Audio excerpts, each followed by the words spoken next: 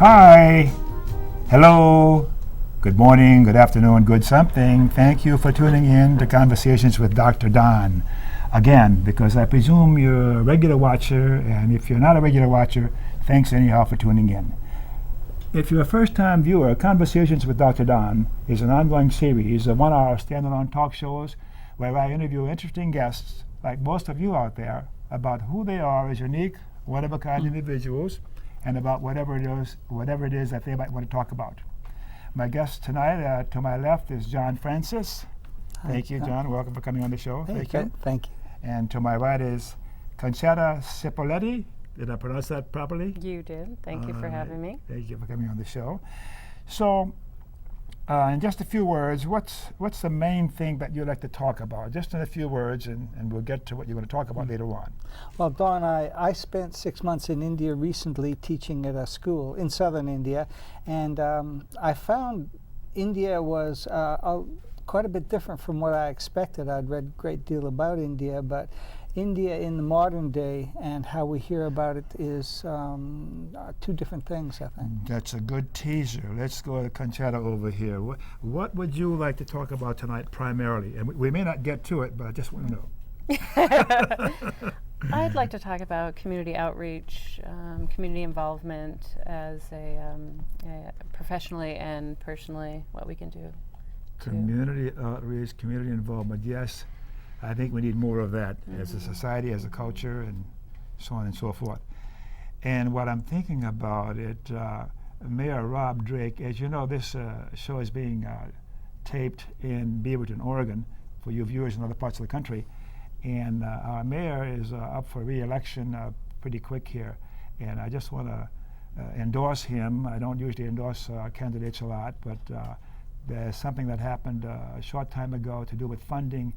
And my mayor stood up and said, hey, this is the way it should go. And he was about the only one who had the courage to stand up. So, Mayor Drake, you're a good man, and I endorse you. And I hope that's not the kiss of death. So I always start off with talking about how I feel. And I am usually nervous and always scattered all over the place. But then when I talk to my guests and the cameras get rolling, I feel better. And as soon as I say I'm nervous, I'm no longer nervous, so I'm fine. And how are you, Conchetta? I'm nervous, and now I'm not. I'm fine. So. Are you nervous, John?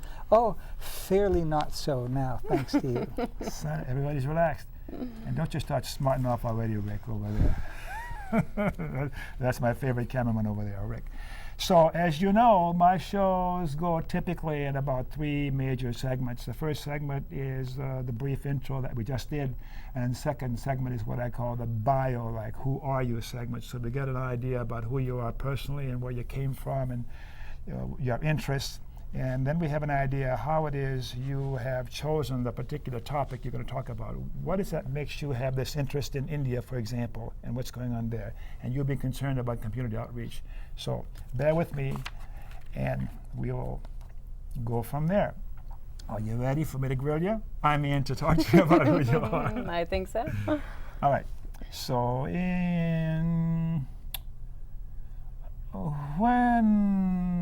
and where were you born? No, you're already. I'm not supposed to ask you that. Where were you born? I was like, when? I'll get Okay. in trouble before I start. I would have answered. Yeah. I was born in Cincinnati, Ohio, and grew up 10 years of my life in Las Vegas, and most of the rest of my adulthood in Oregon. Las Vegas. Oh, the first 10 years or so? Mm-hmm. What did you learn about Las Vegas? Did you make any money? It's not a 10. You don't make a lot of money panhandling. It doesn't work out so well. So is there anything significant about your cultural heritage? And usually people would say no. Anything about yours? Significant about my cultural heritage? Yeah.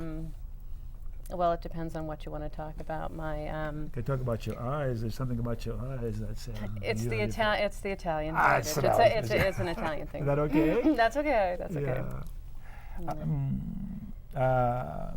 Your formal education or other education? I'm currently enrolled, getting my psychology degree. Coincidentally enough, it's taken me 15 years to decide if I was going to get my psychology degree or several other degrees I decided on, and so I think I'm pretty sure I'm going in that realm.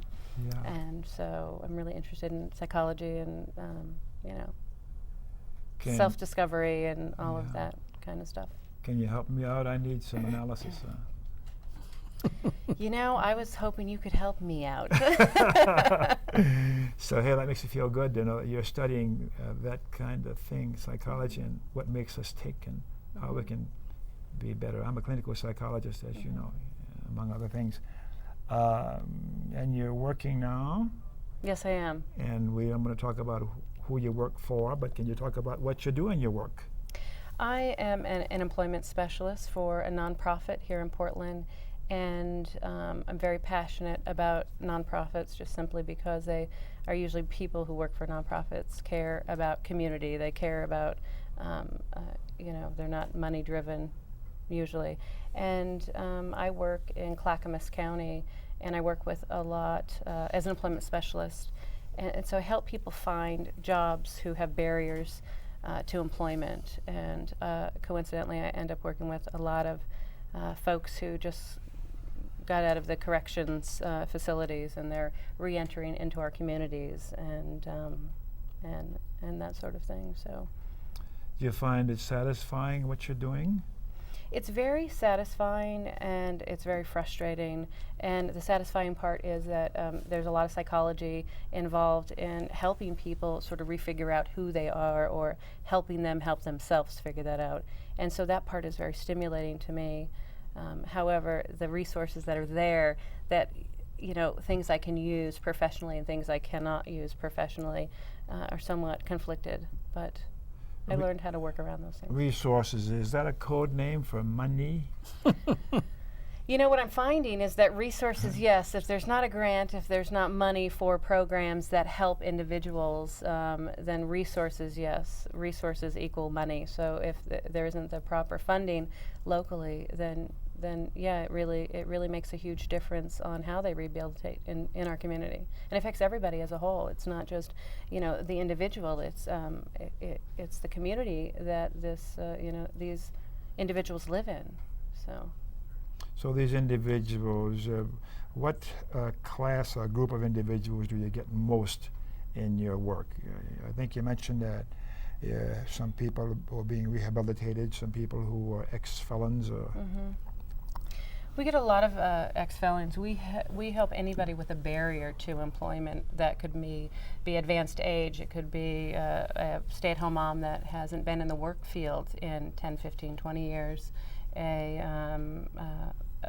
Ex-offender who gets out of prison and they're going through their parole and probation and haven't been in a community sometimes in 5, 10, 20 years. And the new, this morning I was at a Clackamas County outreach networking program, and it was about at-risk youth. So you have the adults getting incarcerated. Well, what happens to the children? There's a huge need for help with at-risk youth. So you have like this, there's a conglomerate of different areas that I work with. At-risk youth, and the parents are having problems, and the model is there for the children to follow. And I'm thinking if I were doing your work, it would be hard for me to feel good about it. It seems quite a challenge, and you enjoy it, and you get some satisfaction out of it.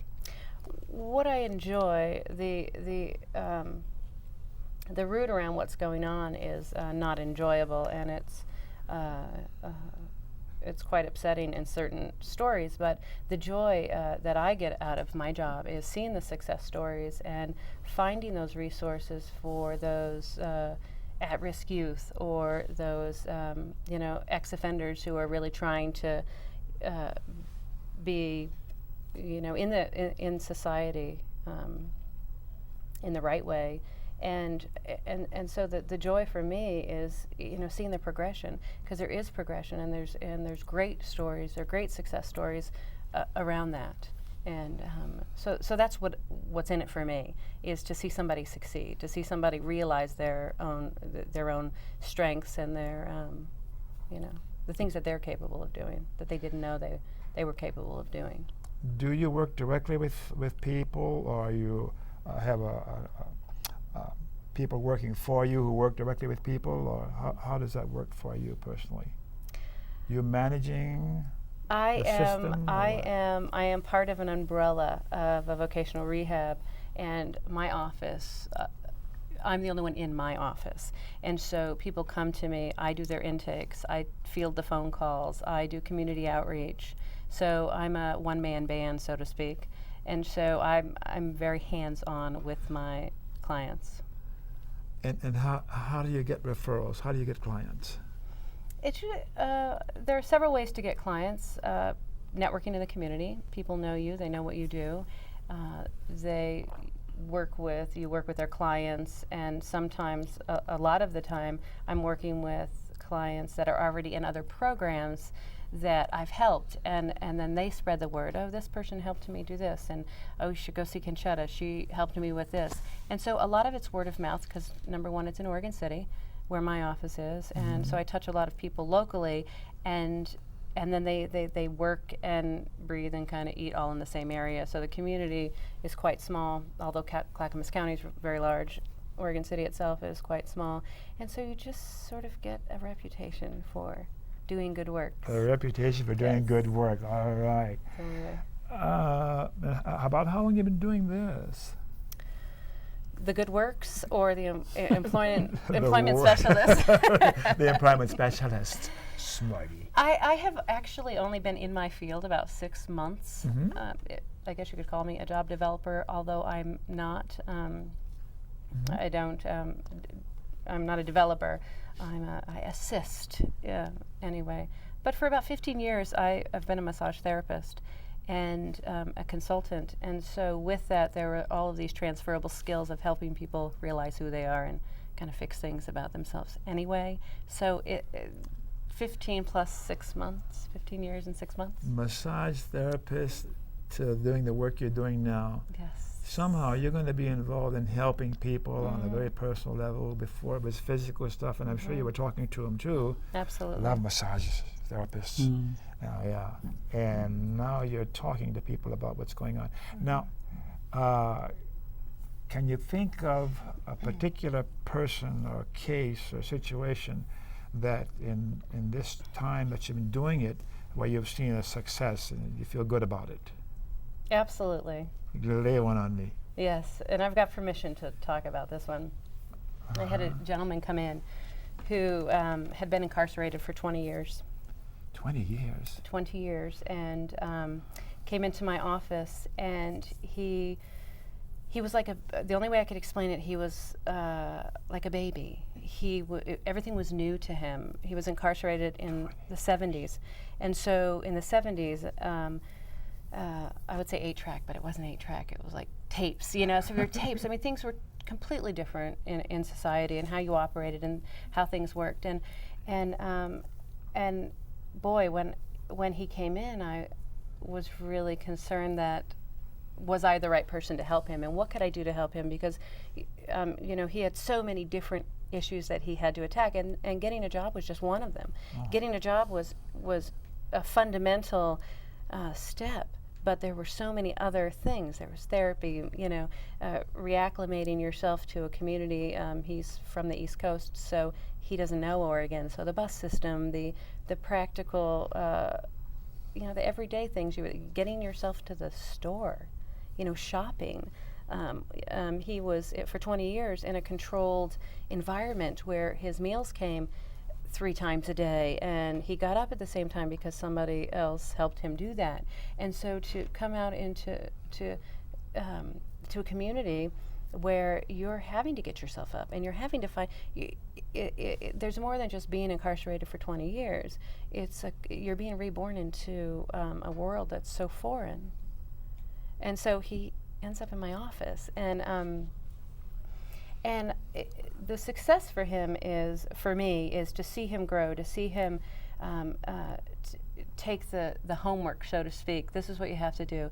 Do you have a resume? Yes. Someone through the corrections facility helped him do 3 different resumes. They were wonderful. And so he was already ahead of the game.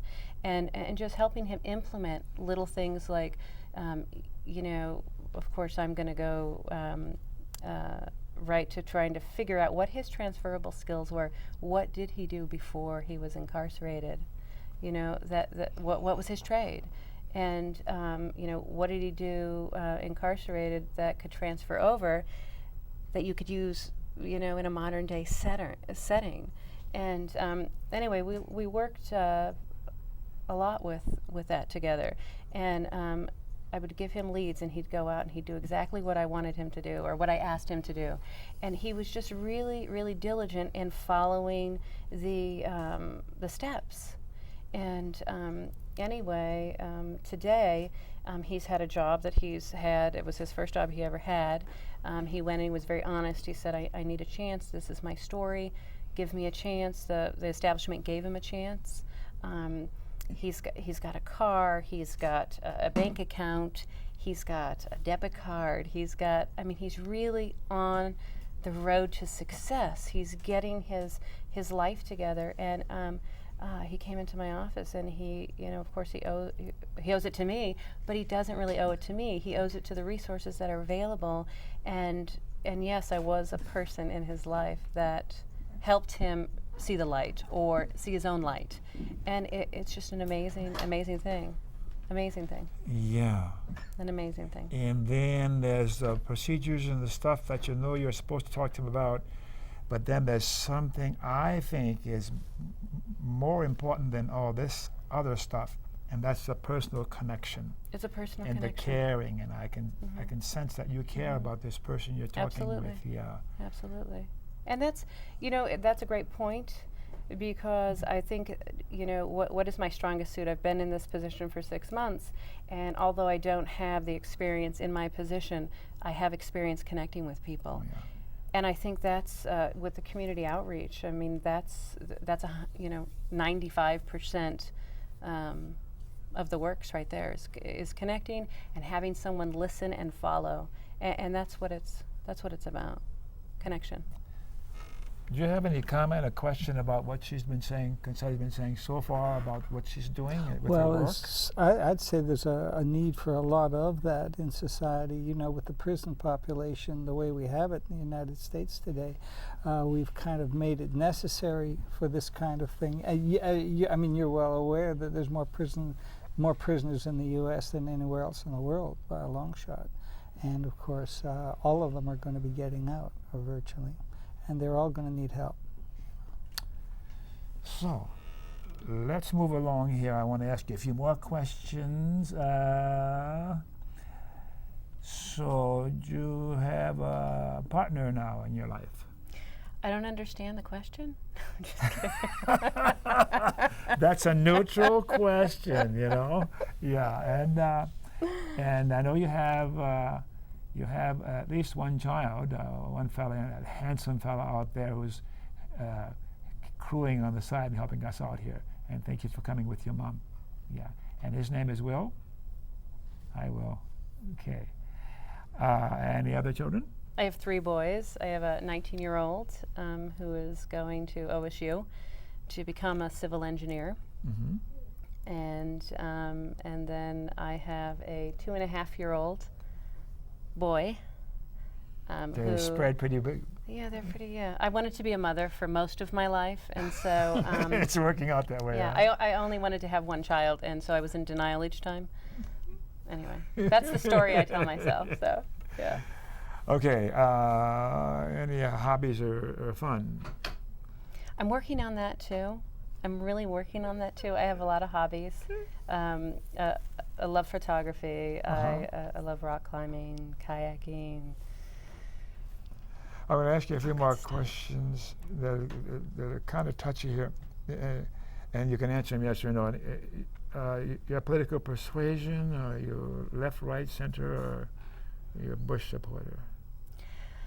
I am absolutely not a Bush supporter. I can say that. I can say that openly.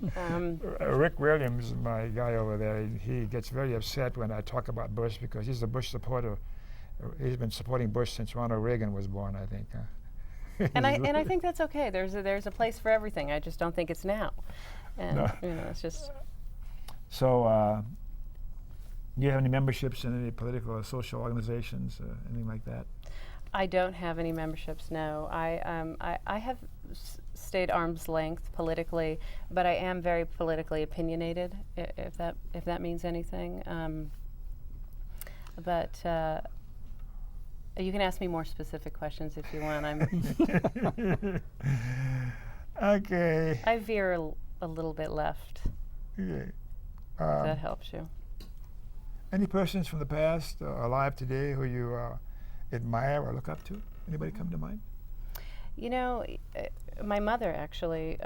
My mother grew up in a very wealthy family, and her mother died when she was 15, and her stepfather went out of her life when she was 16, and so she was raised the first 16 years of her life having everything given to her, and then from that moment on she had to really overcome many diversities, raising 4 children, and my father died, and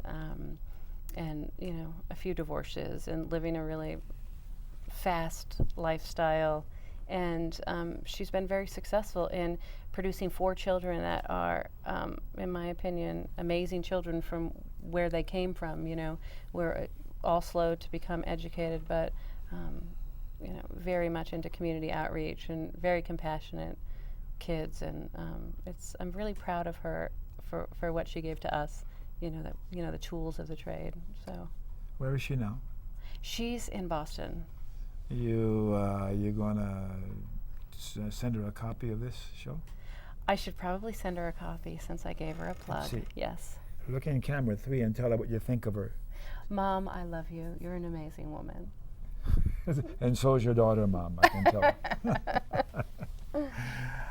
Okay, I got one more, what I call a trick question.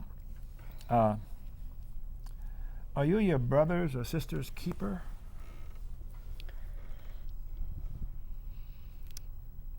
Nobody ever answers that right out. They always go, huh? What's this dummy asking me this question? Well, there are 3 girls, and then I have an older brother, and he's like the family keeper, and I'm like the matriarch of the women, and I think I'm the matriarch of him, but he doesn't think that. So I'm the oldest sister. Uh-huh. So I think historically that means that I may sort of take that role where I'm in charge, or I'm the boss, or I think I should lead in some way, whether it's emotionally or Are you physically. a benevolent, a kind boss, or you're ruthless and brutal? I've been everything. I'm getting kinder and kinder. I'm getting kinder and kinder, and the more I learn You've never been mean. I have. I just out of ignorance, though, honestly. Yeah. Well, Not spite, just. my great director, Dennis, is yelling at me, and they're signaling to me that it's going to be close to time for a break. But let me read a few things here before we go to break, okay? We're going to put up on the screen some important information that you may want to write down during the break. So get a pencil, a pen, a piece of paper, in case you want to make some notes during the break. For you viewers who live in the Washington County part of the Portland, Oregon metro area, Conversations with Dr. Don shows are broadcast 5 times each week. Typically, a new show is first aired on a Tuesday and is rebroadcast on the following Friday through Monday. Periodically, a show is recorded live so that viewers can call in and give us their say on whatever it is that we're talking about. The next live call-in show will be on Thursday, May 29th, 8 p.m., Channel 11. So be sure and tune in then and call up and give us what for. And you can tell your computer-using friends to watch Conversations with Dr. Don shows on the internet anytime by going to video.google.com and entering Conversations with Dr. Don. Thanks, Dennis. I corrected that. So now we're going to put up on the screen the broadcast schedule and the live call-in show information for the Portland, Oregon metro area. And here we go. Can we put that up on the screen now?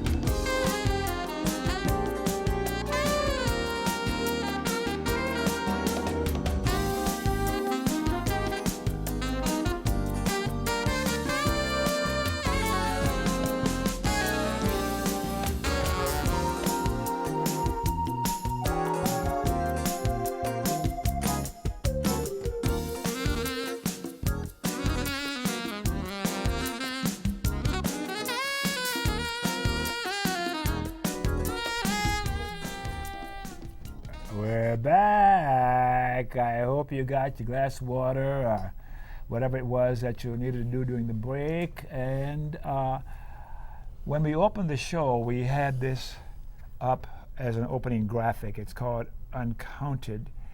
It is, oh, here we go. Got it right? It's a very powerful movie that is about the elections in 2004 and 2006 and votes that were uncounted. That's the way of putting it. And for your local viewers, it's going to be at Cinema 21 on Monday, May 5th at 7 p.m. There's going to be a Q&A after with the filmmaker David Earnhardt.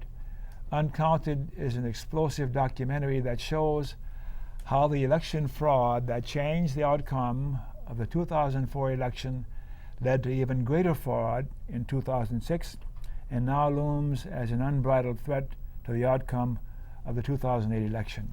This controversial film examines in factual, logical, and yet startling terms how easy it is to change election outcomes and undermine election integrity across the U.S.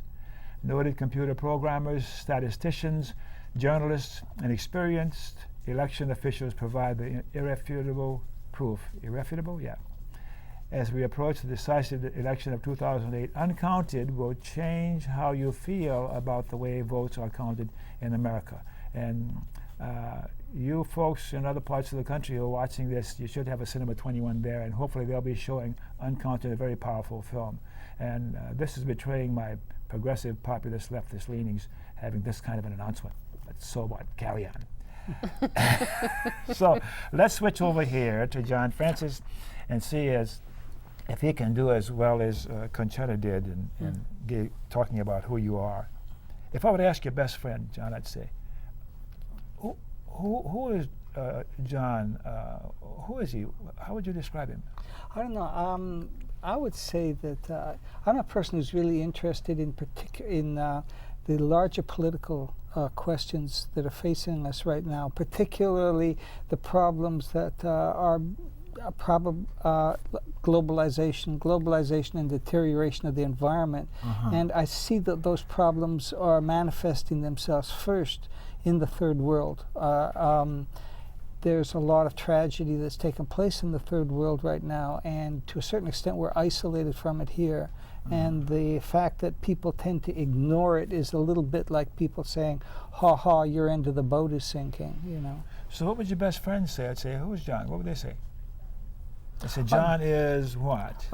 John is somebody who does a lot of traveling and does some filmmaking and tries to get to know people around the world. Would they like you? Well, I hope so. All the discriminating people do. God, I was not looking for. John Francis, that's an interesting name. John Francis, what's significant about that name?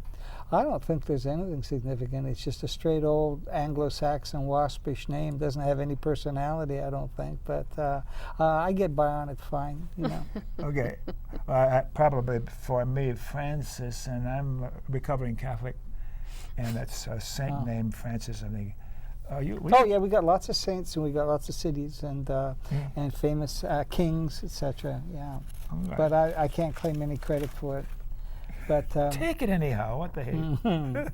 So where and when were you born? I was born. I'm 69 right now. I was born in Western Canada in Calgary and was raised there, and then went to university in Alberta, and at that point got really interested in political science and economics, and I became a journalist. And then I went off and traveled for 5 years, hitchhiking, seeing the world, to see what was going on, primarily across North Africa, Israel, and then down East Africa. And I ended up 5 years doing that. I went down through the Sudan and got into Darfur before it was famous, and into Uganda, Kenya, Tanzania, and then down into what was then Rhodesia, now Zimbabwe, the infamous Zimbabwe, and worked as a journalist there for a number of years, and down into South Africa. And the first time I was in South Africa, that was the Apartheid Era, and it was pretty interesting being in a country that in a way is like a country being run by the John Birch Society or something. And I think what makes South Africa particularly interesting is it was the only dictatorship in the world where they actually spoke English. So you could actually hear the propaganda and understand it. You know, if you went to other dictatorships, you were to a certain extent isolated because you couldn't understand, you couldn't hear the propaganda and read, you know, what was going on. But in South Africa, you could because it was English. For my younger viewers, the John Birch Society is? It's a right-wing society. It's kind of like, you know, they think Bush was great, you know, except he's a little left-wing. It's pretty far. And what years? I spent 5-year period. Mostly I was there in the 60s, and I was working as a journalist a lot of the time. I was stringing for some U.S. publications. I got up into the Congo. The Congo was blowing up at the time. It later became Zaire, then it became the Congo again. But life was very cheap up there. I saw one cop kill a guy for his pair of pants. You know, literally. We need 2 hours for John. Can we extend this thing out for a long, long time here? My gosh, I'm sure you've got some stories. There was some. You went into a city like, some of the weirdest things I saw. You go into a city like Kinshasa, what was Elizabethville or Leopoldville, and you had these big high-rises. They had been modern cities, and now they're like vertical campgrounds with just like a tribe or a group or a clan on each floor, and they're just raising water in buckets with vines up there. It's just like pueblos. Well, this was when I was there. You know. So it was really strange. It was. I went up with what were some white mercenaries at the time from South Africa, and that caused a lot of trouble in the UN, and so they got kicked out. But anyway, there's a lot of politics in Africa in the 60s and 70s, a lot of politics. And how was it you decided to have this kind of an interest and be a journalist and go to Africa and spend all that money? Was it just money or earning a living? It's absolutely fascinating. I mean, South Africa might have been, you know, a dictatorship, but boy, it was never boring, I'll tell you. There was there was riots, there were demonstrations, there was oppressed people. Some people would have books banned, and they'd be. I had at one time a bunch of mercenaries who were fighting for the Rhodesian White Army, and they were, they'd show up with Soldier of Fortune magazine in their back pocket, and they wanted to, mistaking become. what they were about. Yeah, wanted to become famous, and the Rhodesian army was very spit and polish and would confiscate their guns, and so they stored them all at my apartment. And that was kind of neat. I had Uzis and 12-gauge automatics, and I could have held off an army, but. So I met a lot of really interesting people. Is there anything on the American scene like those mercenaries from Rhodesia and the American political or military scene? Well, from what I hear about Blackwater, it's the same kind of That was a guys. leading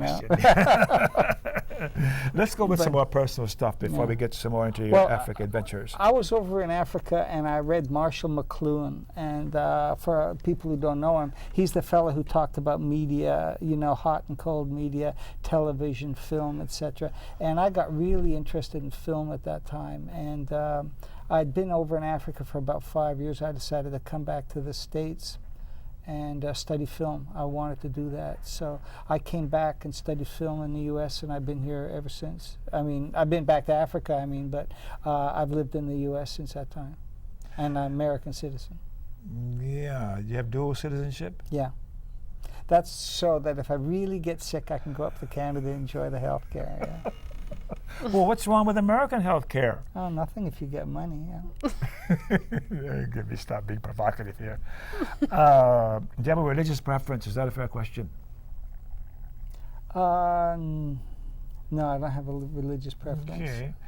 And you working now? No, I was retired. I got after I got my degree in film, I worked over in Southern Africa for a while. I was married at the time, my first wife, and I liked Africa. She hated it, and I'd pick up a newspaper and there'd be a headline. It would say, "Man arrested for sleeping with wife without permit." I go, look at this. It's because, if you're black and you got to have a permit to be in a white area. But I'd look at that and I said, look at that, Alice in Wonderland, And she'd go, that's terrible, just terrible, And so it's just, I don't know. I was used to Africa and she wasn't, so I took a lot more cynical and humorous viewpoint of it. That's all. A little personal digression from me. You hear of a play called Valley Song? Ethel Fugard, the South African playwright. Yeah. Do you like his work? Oh yeah, I saw the Blood Knot and Sizwe Bond. In fact, when he did, Fugard did one called Sizwe Banzi Was Dead, and it's about the past laws in South Africa. And it was banned in South Africa, but they put it on anyway, and I went and saw it, and I remember it was a very powerful film. Yes. John Canny, one of his actors, was a guy I met once. I was working for a furniture company for a while in Johannesburg, and they wanted to get him to endorse something. And so I went to this militant South African black actor and said, would you like to endorse our furniture? And he says, you white people, and he gave me that. And I said, hey, you're absolutely right, man, And he was kind of shy. It was a big advantage not having a South African accent being in South Africa at that time. So you were concerned about what's going on in India. Recently you were in India, and you talked to me earlier about the plight of the Indian farmer because they don't grow rice anymore. Say a few words about that, because they won't allow enough time to show you a film. When I left here to go to India, and my wife and I went over there for 6 months to teach at a school. There was a need for teachers at this school, and friends of ours in Dayton had actually gone over there and done it. And so they said, hey, you should go over there for 6 months. This school could use you, So we went over, and I taught film, video production there. My wife was teaching English for second language and mediation, because she's an experienced mediator. And you keep hearing about, hey, India, hey, that's, the new Silicon Valley, Bangalore, computers, it's joining, it's becoming an industrial power. That, I think, is to assuage people's consciences over here. There is a high-tech industry over there. It probably involves 500,000 to 1 million people. There's 1.2 billion people, and as one author put it really well, it's like everybody in India is being herded onto one of two convoys. There's this small convoy that's going up to a bright future, and there's this other convoy, the huge one, that's going down into the darkness. Why is that? It's because the enormous inequality there, and it's like here, the rich don't want to pay taxes, you know, and so the infrastructure, everything is crumbling. Everything is crumbling, and now with globalization. But isn't India a democracy? Yeah, they have an election every couple of years. It's a group of guys fighting another group of guys. The average Indian, and I could get into this a little more, but the average Indian has no control on any part of the government whatsoever. I'll just give you one anecdote, if I may. Sure, okay. sure. So we were in this very poor village. You'll see pictures of it later. Really poor village. They live in grass huts. They have nothing. You know, and there was a social program that would give them some concrete houses to live in, just little boxes, you know. So the contractor comes in, uses dirt instead of sand, doesn't put in bathrooms or kitchens, you know, the whole thing. In other words, keeps 3/4 of the money for himself. And it makes buildings that are so bad that the people can't live in them because the roof's collapsing on them. So this sociologist friend of mine, he goes to the government, tries to complain about this, look how these people got ripped off, gets absolutely nowhere, goes to a newspaper, says, okay, I'll give you a story about, you know, this kind of corruption. The newspaper reporter comes out, writes this big story, then goes to the contractor and says, I'm going to print it unless you pay me. And so, of course, it doesn't get printed. So that's a microcosm of what it's like in India. In actual fact, it's pretty chaotic and it's pretty authoritarian. What needs to be done?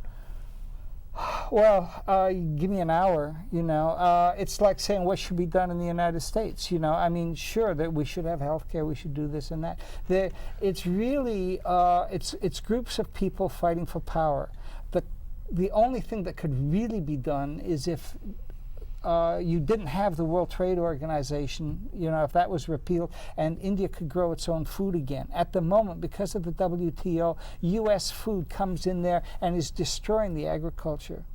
Because it's subsidized, U.S. food subsidized. They come in there and knock out the Indian farmers, and the Indian farmers are committing suicide. And there's this gigantic... Committing suicide? Oh, God, yeah, for the last 10 years, thousands and thousands of them every year. And the government's so embarrassed by it that they have special criteria you have to meet before it can be classified as a farm suicide. I'm aware of the time, and we want to get some of this video you bought, and let's see it, and then we can continue on some more.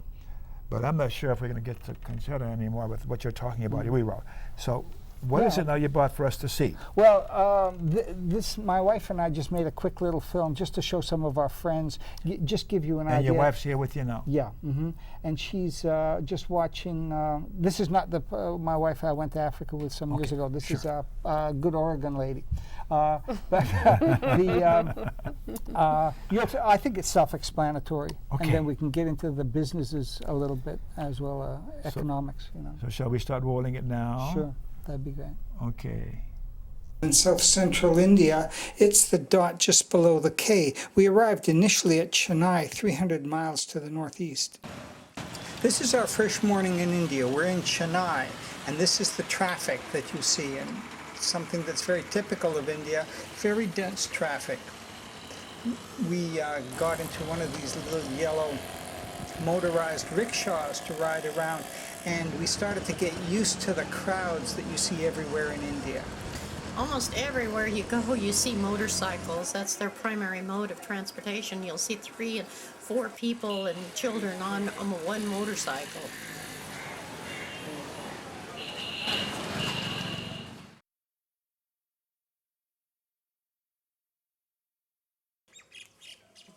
This is the walk overlooking Kota Canal.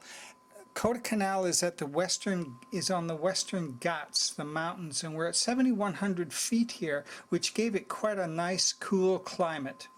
And on the other side of this area is a small lake, which is a destination place for most of the Indians that come to Kota Canal. This is early morning, and the tourists are just beginning to show up. As you can see, the beautiful ladies in their saris.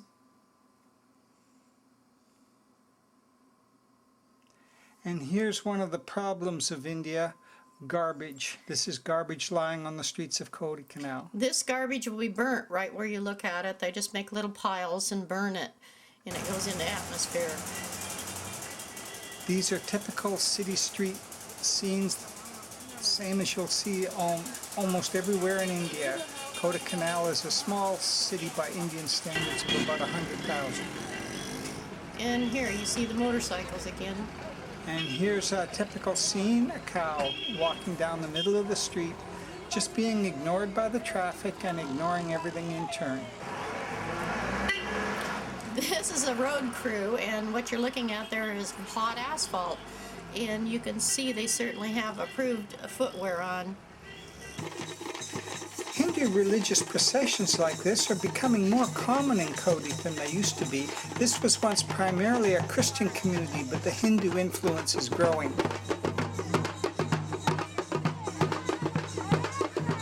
There's a lady in this procession that is demonstrating the strength of her faith, and she has an arrow through both cheeks.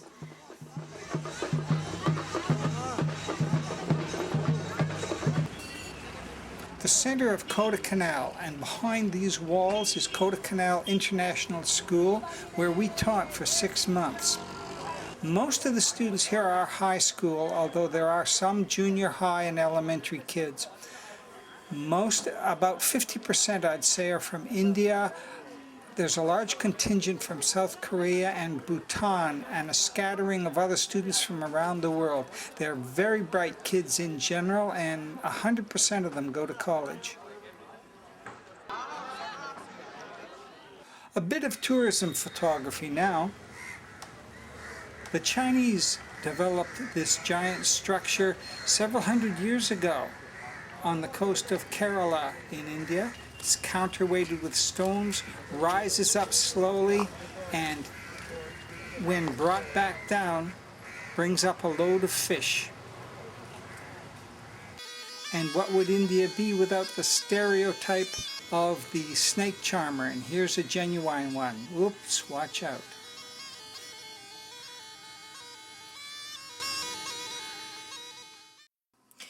Pundi, one of my favorite areas, and I loved all the children that were here. Most of India looks like this. You'll see children just everywhere because over 50% of their population is under the age of 30. The kids are delightful, and I think that was the most rewarding of all, is working with the children. Several of us from the school went to a tribal village, a very poverty-stricken place in the highlands. We went with a sociology professor from a nearby university who was very concerned about the houses that had been built for these people. The contractor had cut costs dramatically, defrauding the people, and as a result, the houses were unsafe to live in. Thus, the people still had to live in these grass huts, as they have been for many years. If you looked inside these grass huts, you wouldn't see much. All you would see is a very, very few pots and maybe a few pieces of clothing. Everywhere I went in India, I took pictures of the children. They were delightful. And also I took pictures of a lot of adults who loved to have their pictures taken, and I would of course have to show them what I produced. Everyone in India seemed to like to have their pictures taken. There was no shyness about it. You can see the smiles on their faces.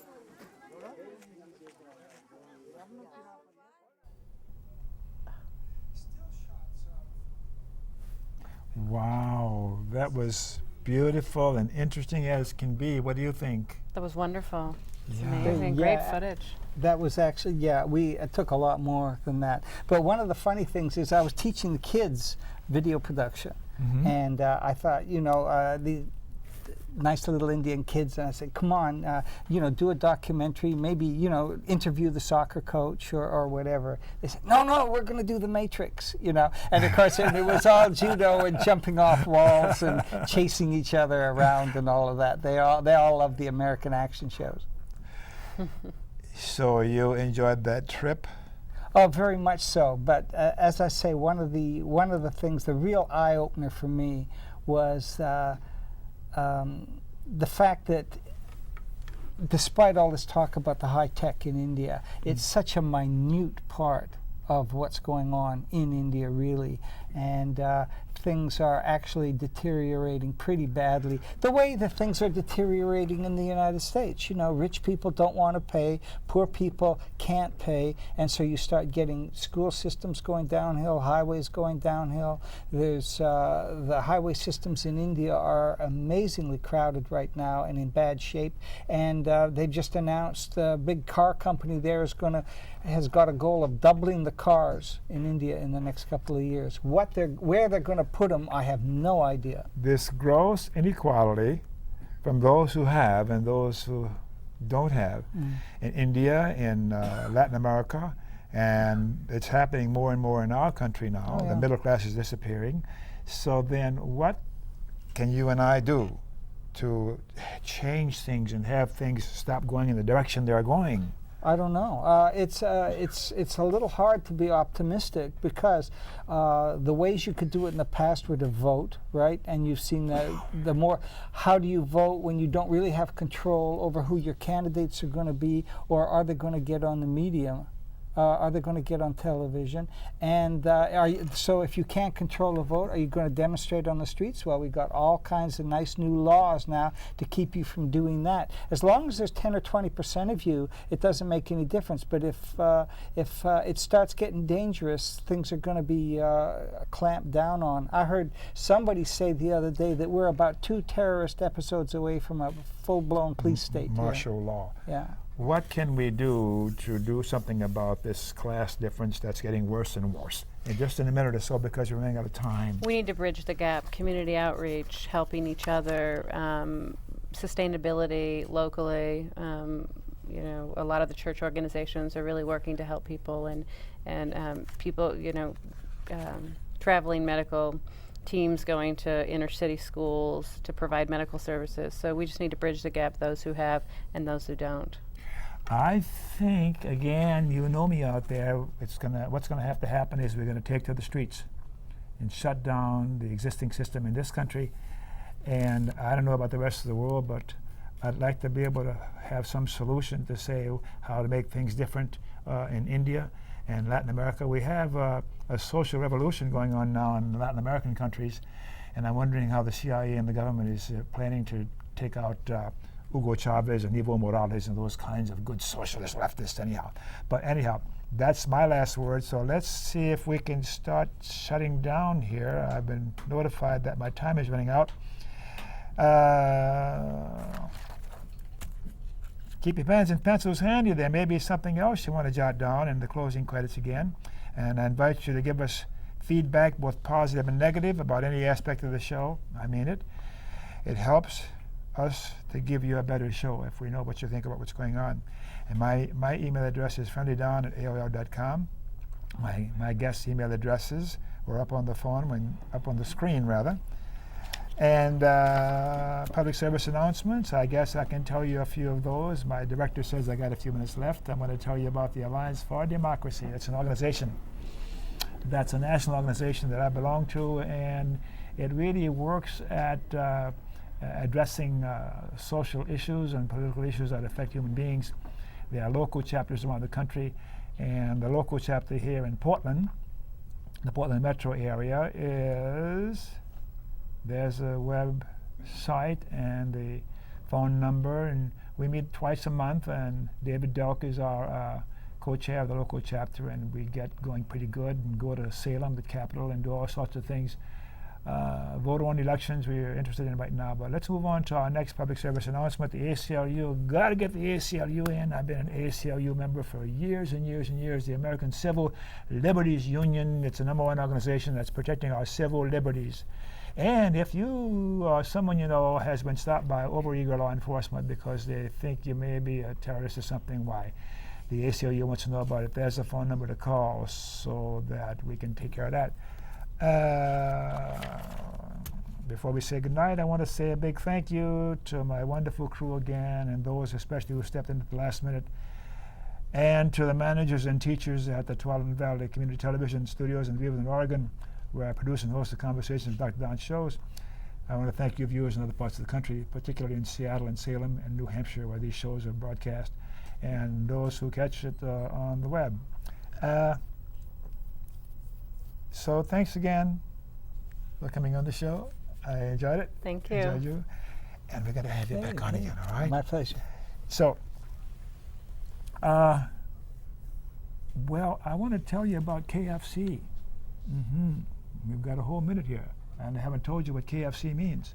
And you think I'm talking about Colonel Sanders. I'm not talking about Colonel Sanders. I'm talking about Dr. Don's KFC. Kind, friendly, and charitable. That's KFC. We need to be kind and be friendly and be charitable to each other and to you and you and you. And thanks for watching. Good night.